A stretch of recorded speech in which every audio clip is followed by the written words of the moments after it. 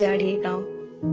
तिमी घर काँधमा बोकेर हिँडेको मान्छे, मलाई साथमा बोकेर हिँड्न सजिलो छैन, बुझ्छु म।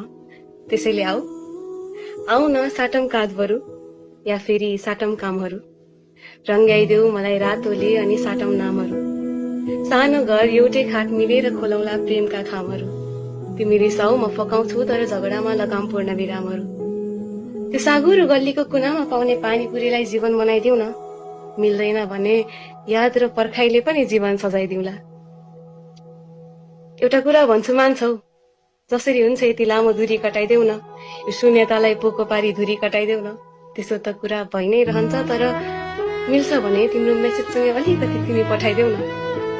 थाहा छ आजकल डर लाग्छ कतै तिम्रो हातमा मेरो हात अटाएन भने, कतै तिमीलाई मेरो यादले सताएन भने, तिमीले पठाएको परेवा अन्तै उडिहाल्यो भने, त्यो पछ्यौरीको फेर्कै गरी चुडिहाल्यो भने, यो डरले पुरिँदा पनि बचाएको चाहिँ छु है।